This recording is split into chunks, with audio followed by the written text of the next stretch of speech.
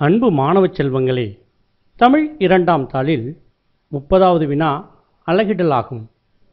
இவ்வினா உங்களுக்கு முழு மதிப்பெண்களையும் பெற்றுத்தரும் ஒரு வினாவாகும்.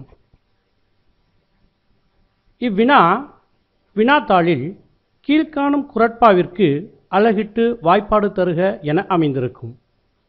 ஒழுக்கம் விழுப்பம் தரலான் ஒழுக்கம் உயிரினும் ஓம்பப்படும்.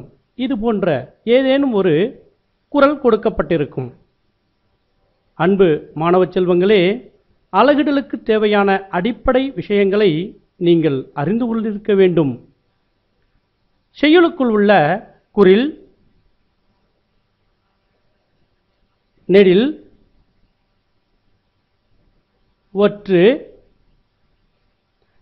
இவ்வெழுத்துக்களை சந்தேகமில்லாமல் தெரிந்து வைத்திருப்பது மிகவும் அவசியம்.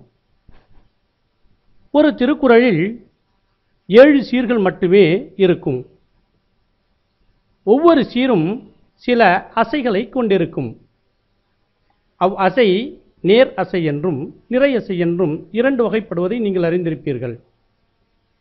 நேர் அசை குறில் தனித்து க, குறில் ஒற்று கல், நெடில் தனித்து கா, நெடில் ஒற்று கால் எனவும், நிறையசை இருகுறில் தனித்து கட, இருகுறில் ஒற்று கடல், குறில் நெடில் தனித்து கலா,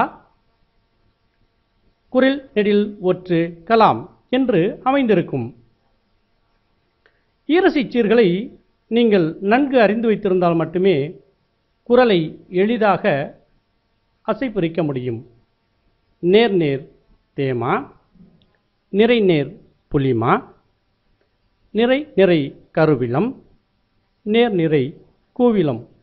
அதேபோல் மூவசைச் சீர்களையும் நீங்கள் நன்கு அறிந்திருக்க வேண்டும். மூவசைச் சீர் 8 உள்ளன.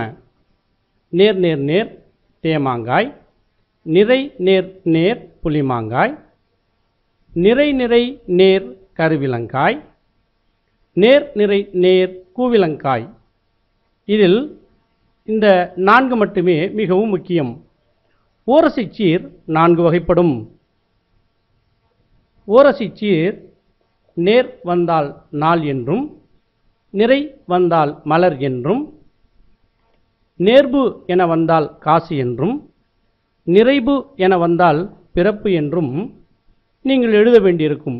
ஓரசைச் சீர் குறளின் 7வது சீரில் மட்டுமே பயன்படுத்தப்பட வேண்டும் என்பது உங்களுக்கு தெரியும்.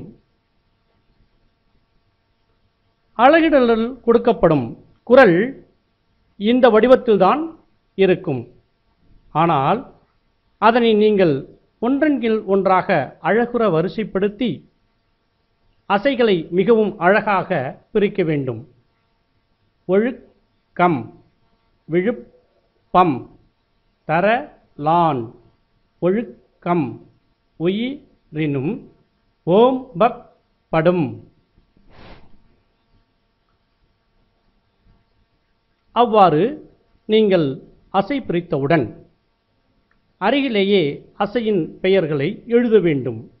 ஒழுக்கம் நிறை நேர், விழுப்பம் நிறை நேர், தரலான் நிறை நேர், ஒழுக்கம் நிறை நேர், உயிரினும் நிறை நிறை, ஓம்பப் நேர் நேர் படும் நிறை. ஒரு குறளை முழுவதுமாக சீர் அசை பிரித்து நீங்கள் வாய்ப்பாடு எழுதுகின்ற பொழுது ஒரு செய்தியை நன்கு அறியலாம்.